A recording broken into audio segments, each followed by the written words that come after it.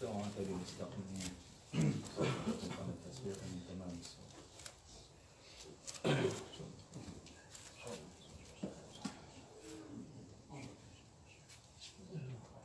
الله أكبر.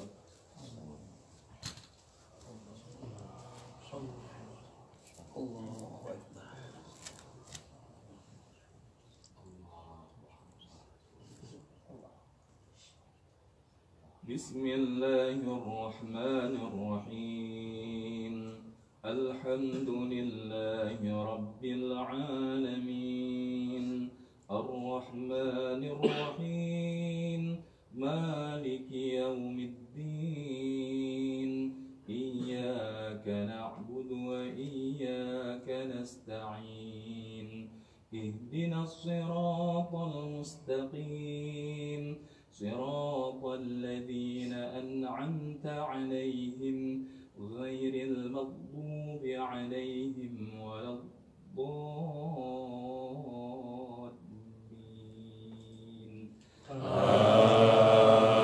آمين. الله لا إله إلا هو الحي القيوم لا تأخذه سنة ولا نوم له ما في السماوات وما في الأرض من ذا الذي يشفع عنده إلا بإذنه يعلم ما بين أيديهم وما خلفهم ولا يحيطون بشيء من علمه إلا بما شاء وسع كرسيه السماوات والأرض ولا يؤوده حفظهما وهو العلي العظيم. لا إكراه في الدين قد تبين الرشد من الغي فمن يكفر بالطاغوت ويؤمن بالله فقد استمسك بالعروة الوثقى لا انفصام لها والله سميع عليم. الله ولي الذين آمنوا يخرجهم من الظلمات إلى النور والذين كفروا أولياؤهم الطاغوت يخرجونهم من النور إلى الظلمات أولئك أصحاب النار هم فيها خالدون. الله أكبر.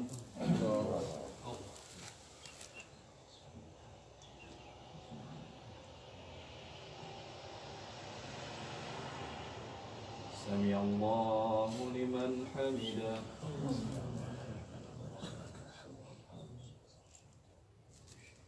الله أكبر.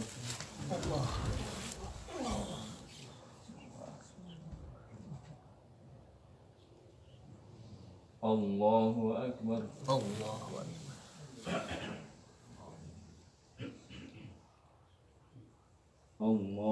أكبر. الله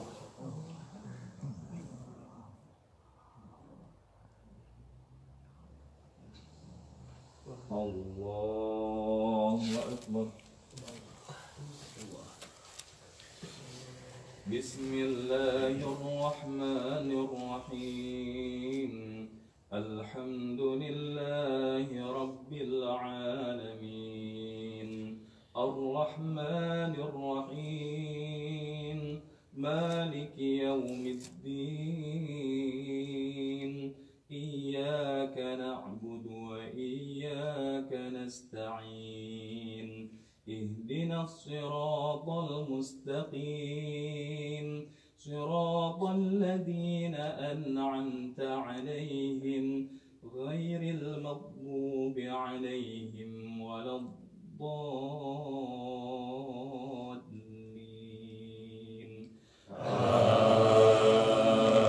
آمين. والشمس وضحاها والقمر إذا تلاها والنهار إذا جلاها والليل إذا يغشاها والسماء وما بناها والأرض وما طحاها ونفس وما سواها فألحمها فجورها وتقواها قد أفلح من زكاها وقد خاب من دساها كذبت ثمود بتطواها إذ انبعث أشقاه فقال لهم رسول الله ناقة الله وسقياها فكذبوه فعقروها فدمدم عليهم ربهم بذنبهم فسواها ولا يخاف عقباها. الله أكبر. الله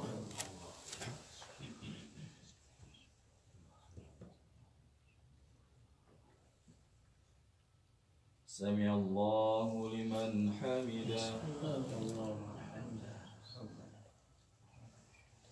اللهم اهدنا فيمن هديت وعافنا فيمن عافيت وتولنا فيمن توليت وبارك لنا فيما أعطيت وقنا برحمتك شر ما قضيت.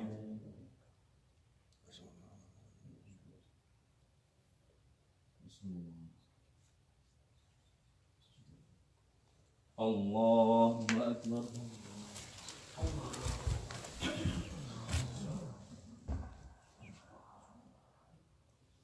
الله أكبر. الله أكبر.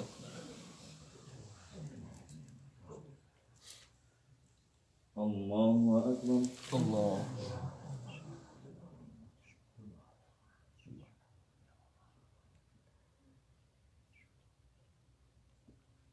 الله أكبر.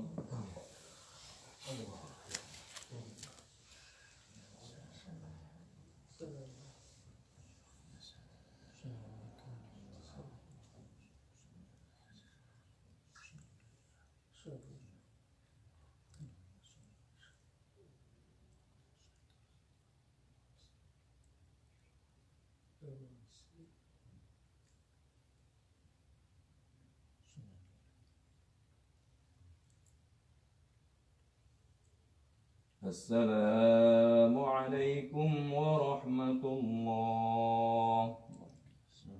السلام عليكم ورحمة الله.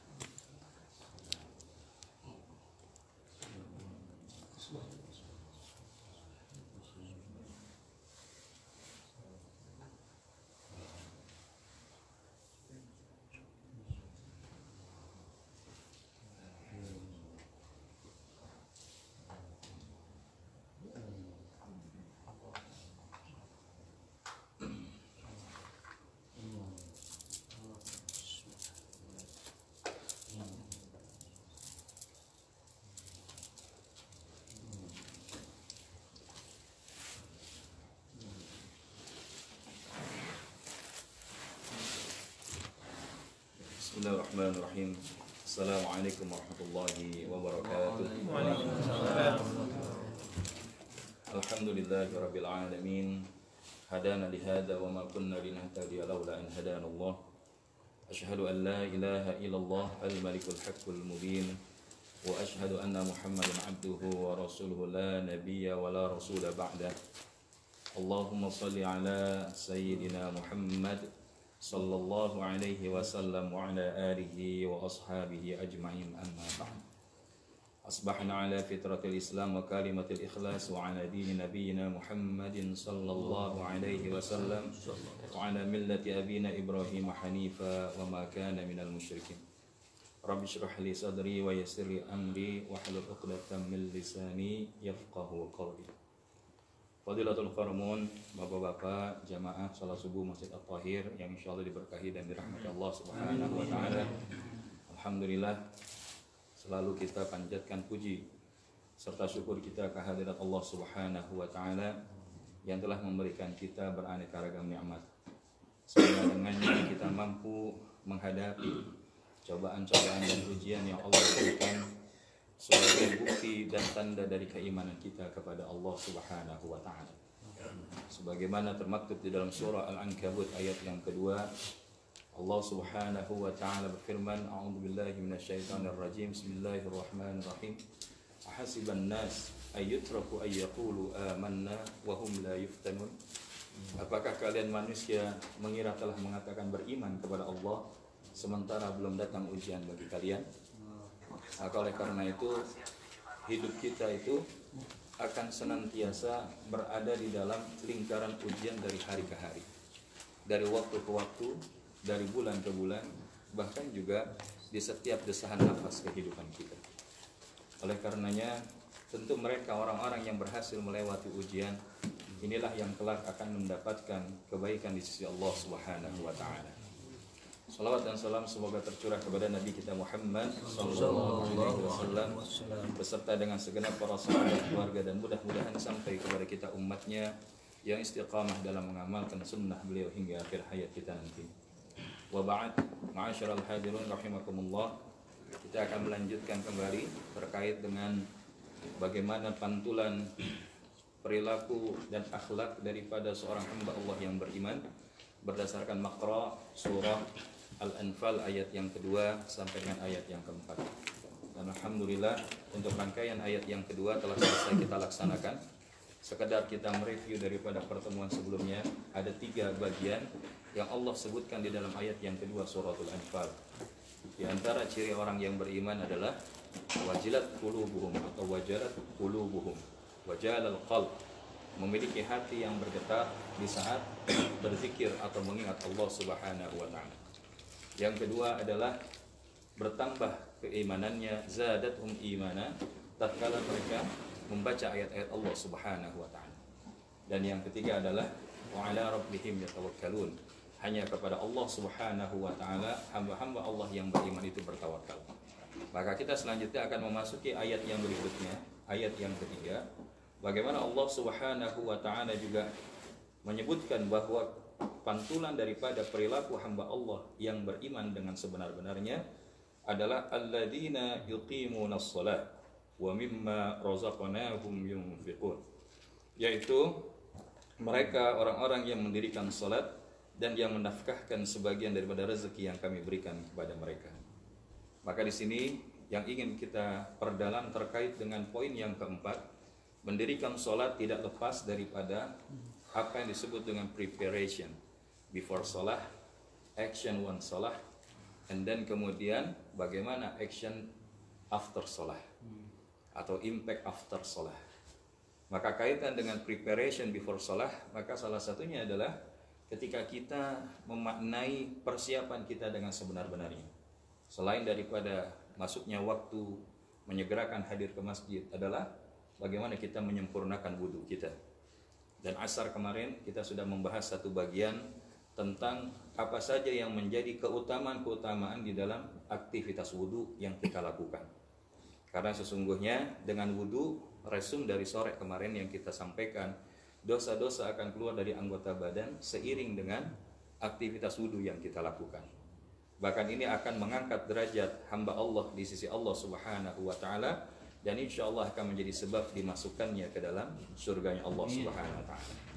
Karena Allah menyebutkan innallaha yuhibbut tawwabina wa yuhibbul mutatahhirin. Sesungguhnya Allah mencintai orang-orang yang bertaubat dan orang-orang yang mensucikan dirinya.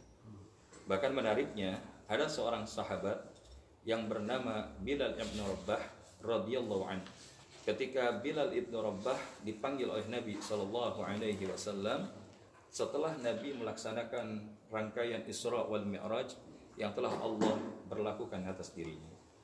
Maka saat itu ditanya, "Ya Bilal, amalan apakah yang menyebabkan terompahmu, sendalmu sudah aku dengarkan berada di dalam surganya Allah. Ini luar biasa. Sahabatnya masih ada di dalam kehidupan dunia, tapi sendalnya, suaranya udah nyampe ke surga. Nah, kita kira-kira bisa nggak nyampe ya kayak begini? Ya, rasa-rasanya ini sesuatu yang bisa jadi adalah suatu hal yang amat sulit, walaupun tidak ada yang mustahil bagi Allah Subhanahu wa ta'ala. Karena ada hamba-hamba Allah yang mungkin tidak terlalu tenar di bumi, tapi insya Allah memiliki nilai kemuliaan di sisi Allah. Salah satunya adalah sahabat Bilal. Selain itu ada juga sahabat daripada Uwais Al-Qarni. Namun para ulama bukan menyebutkan beliau bagian dari sahabat, walaupun hidupnya adalah pada zaman sahabat. Tapi karena dia tidak pernah bertemu langsung dengan Nabi SAW, maka Uwais Al-Qarni ini termasuk di antara tabi'in. Karena setelah generasi sahabat adalah generasi tabi'in, dan setelahnya adalah tabi'in dan seterusnya. Namun ala kulli hal, ketika dijawab oleh Bilal, maka sungguh bukankah engkau lebih tahu ya Rasulullah amal apa yang bisa memuliakan seorang hamba di sisi Allah? Maka saat itu ya aku hanya ingin bertanya tentang apa yang kau lakukan. Maka kemudian dengan menunduk hormat Bilal menuturkan, saya bersuci dengan sempurna pada siang dan malam hari, dan setelah bersuci saya sholat selain sholat yang telah diwajibkan oleh Allah Ta'ala kepada saya. Maksudnya yang dimaksud di sini adalah hifdzul wudu dan sholat sunnah syukrul wudu. Dan ternyata ini adalah di antara salah satu yang disebutkan oleh Nabi SAW, diriwayatkan dari Uqbah bahwa tatkala bertugas menggembalakan unta, pada saat giliran Uqbah radhiyallahu an, maka Uqbah ini membawa unta-unta itu di saat senja.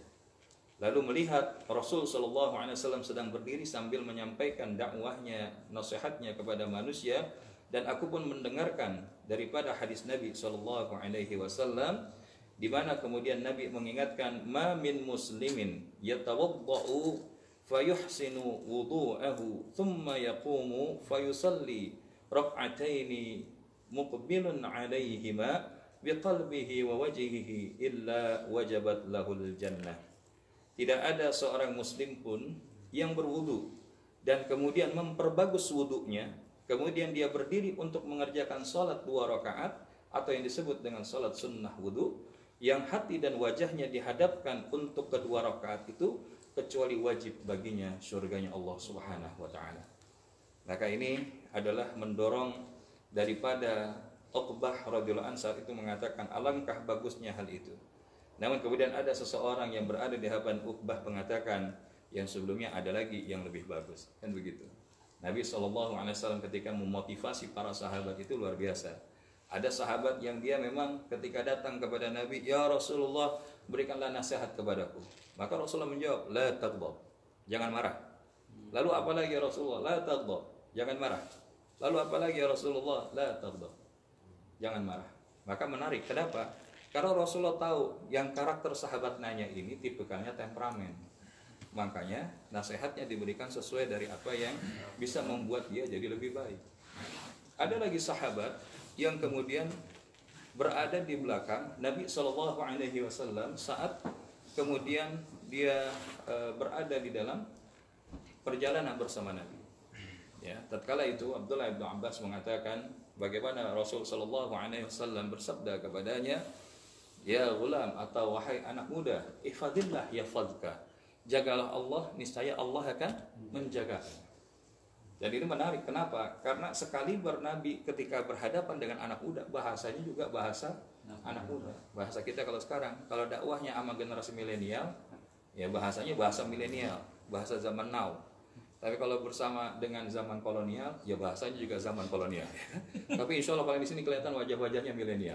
Ya, milenial yang insya Allah masih ada asar dari kolonial. Tapi ala kulli hal bukan perkara masalah itu yang paling penting. Tapi bagaimana kemudian Rasul SAW kemudian disebutkan oleh sahabat tadi, aku pun langsung melihat kepadanya dan ternyata yang ngomong ini adalah Umar ibn Khattab.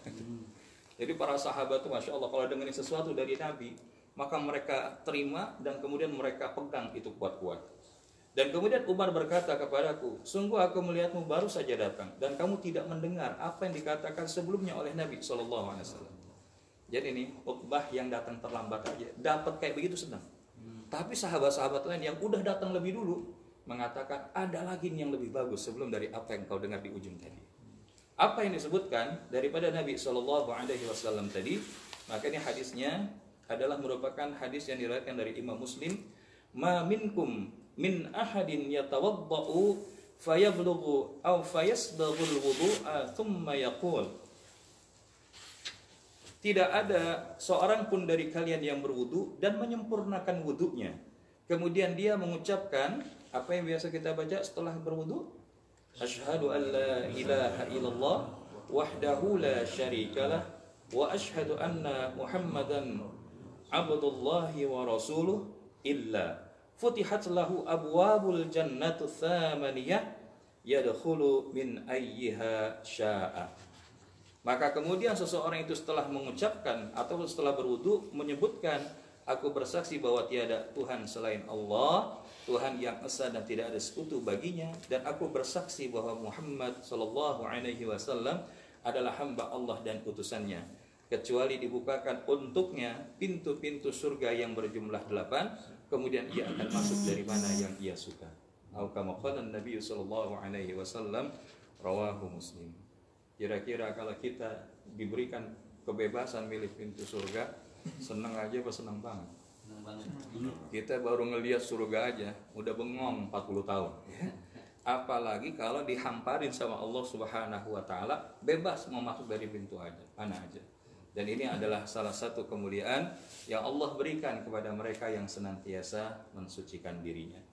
Maka ma'asyiral hadirin rahimakumullah, hal ini juga tentunya ketika wudhu telah sempurna, maka kalau sudah wudhu tapi kalau belum masuk azan, maka belum berlaku daripada waktu sholat kita. Dan ternyata orang yang menyampaikan azan atau yang disebut juga dengan muazzin ini memiliki banyak keutamaan. Karena kalau kita lihat Rasul Shallallahu Alaihi Wasallam menyebutkan ada beberapa keutamaan seorang yang menjadi muazzin.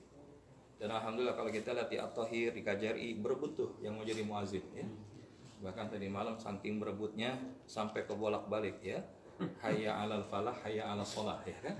Nah, ini karena apa? Saking fastabiqul khairatnya ya kan. Dan kenapa hal itu bisa terjadi? Karena disebutkan ada beberapa keutamaan yang disebutkan oleh Rasul sallallahu alaihi wasallam tatkala menjadi seorang muazzin. Dan orang yang mendengarkan suara azan akan menjadi saksi bagi muazzin. Dari sahabat Abu Sa'id Al-Khudri radhiyallahu an, Rasul sallallahu alaihi wasallam bersabda, "La yasma'u mada sautil muadzin jinnun wala insun wala syai'un illa yashhadu lahu yaumal qiyamah." Atau kama qala Nabi sallallahu alaihi wasallam, rawahu Bukhari. Tidaklah jin, manusia atau sesuatu apapun yang mendengar suara muazzin kecuali dia akan menjadi saksi bagi sang muazzin pada hari kiamat. Jadi ini salah satu alasan kenapa ya kalau kita hari ini kalau perlu dijadwal. Jadi tahun lalu kita menjadwal bapak-bapak jadi imam sholat sunnah tarawih. Nah insya Allah sudah beberapa hari ini kelihatan polanya sudah mulai normal. Boleh juga nanti kita jadwalkan bapak-bapak jadi imam sholat sunnah tarawih, berikut juga menjadi muazzin biar berganti-gantian. Kenapa? Karena insya Allah begitu banyak keutamaan daripada seorang muazzin. Bahkan azan memiliki keutamaan yang tersembunyi hanya diketahui oleh Allah Subhanahu wa taala. Jadi ketika disebutkan dari Abu Sa'id radhiyallahu an, Rasul sallallahu alaihi wasallam bersabda, "Lau ya'lamun nas ma fit ta'dzin laqadarabu bisuyuf." Sekiranya manusia mengetahui pahala yang terdapat di dalam azan, niscaya mereka akan saling menyabetkan pedang. Atau kama qala Nabi sallallahu alaihi wasallam, rawahu Ahmad. Bahasanya kayak bahasa kita nih, sampai berebut NT2 apa ANE2. Ya, jadi bagaimana tentang berupaya mendapatkan keutamaan daripada mendapatkan pahala dari aktivitas sebagai seorang muazzin. Bahkan dia akan mendapatkan rahmat dan ampunan dari Allah Subhanahu wa taala. Yadur Rahman fawqa ra'si muadzin. Tangan Allah berada di atas kepala muazzin. Dan kemudian wa annahu la yughfaru lahu mada sautihi aina balagh. dan dia akan mengampuni sepanjang jarak yang dijangkau oleh suaranya. Jadi ini hadis riwayat At-Tabrani dalam kitab Al-Awsat. Maka sesungguhnya ini adalah beberapa yang disebutkan daripada keutamaan seorang muazzin. Bahkan kita bisa melihat bahwa nilai detik ibadah itu sangatlah besar, lebih besar daripada dunia dan segala isinya. Dan sebagai penutup, muazzin juga adalah termasuk golongan orang yang paling dicintai oleh Allah Subhanahu wa taala. Dari Anas radhiyallahu an berkata bahwa Nabi sallallahu alaihi wasallam bersabda, "Inna ahabba ibadillahi ila Allahi la ru'atus syamsi wal qamar," yakni al-muazzin. Wa innahum la yu'rafuna yaumal qiyamah bituli a'naqihim. Atau kama qala an-nabiy sallallahu alaihi wasallam, rawahu At-Tabrani. Sesungguhnya hamba-hamba Allah yang paling cinta kepada Allah adalah para pemerhati matahari dan bulan. Ya, muazzin itu kan, ya dia jagain waktu. Ya kalau kita alhamdulillah, ya kalau kita ngejagain waktu, ya walaupun ada waktu toleransi. Ya kita asar sekitar jam 4 atau jam 5, tapi ya kita sholatnya jam 6, ya kan? Ya, dan kita hari ini sholat subuh juga alhamdulillah diberikan toleransi. Dari 4.27 kita kemudian 4.45. Nah, ini adalah sesungguhnya adalah yang mereka memperhatikan perkara waktu itu. Dan sesungguhnya mereka dapat dikenali pada hari kiamat nanti dengan panjangnya leher mereka. Masya Allah. Ya, jadi maksudnya bagaimana seorang muazzin itu dapat dikenali. Makanya kalau kita lihat ada beberapa masjid-masjid termasuk di Jakarta itu yang walaupun muazzin ini udah uzur, tapi dia tetap. Ya karena apa? Karena salah satunya ingin mendapatkan kemuliaan daripada pahala di sisi Allah Subhanahu wa taala, yaitu menjadi hambanya yang dicintai oleh Allah. Mudah-mudahan insyaallah kita bisa menjadi orang-orang yang memenuhi daripada keutamaan-keutamaan tadi. Karena kalau secara actionnya, mudah-mudahan bapak-bapak di sini sudah bisa melaksanakan azan. Jangan sampai kita mengazankan seseorang saat wafat, tapi tatkala ketika kita hidup kita mengazankan dan diazankan kita tidak menyambut panggilan Allah Subhanahu wa taala. Mudah-mudahan insyaallah di waktu berikutnya kita akan sampaikan daripada keutamaan mendengarkan azan dan di dalam rangka melaksanakan ibadah salat itu sendiri. Semoga kita semua diberikan kemudahan oleh Allah Subhanahu wa taala untuk meningkatkan amal soleh kita di hari Ramadan yang sudah makin mendekati akhir paruh yang kedua. Karena kita hari ini sudah berada di hari yang ke-18. Jadi insya Allah kurang 2 pekan lagi kita akan menemukan akhir daripada Ramadan kita. Pengennya sih kita makin hari makin nambah. Namun alhamdulillah jamaah subuh kita konsisten. Mudah-mudahan yang hari ini ikut juga live streaming, besok yang memiliki waktu untuk bisa hadir, insya Allah diberikan kemudahan oleh Allah Subhanahu wa taala. Mari kita tutup dengan baca hamdalah, istighfar dan kafaratul majlis. Alhamdulillahirabbil alamin, astaghfirullahalazim, subhanakallahumma wa bihamdika asyhadu an la ilaha illa anta, astaghfiruka wa atubu ilaik. Wabillahi taufiq wal hidayah. Assalamualaikum warahmatullahi wabarakatuh. Waalaikumsalam warahmatullahi wabarakatuh.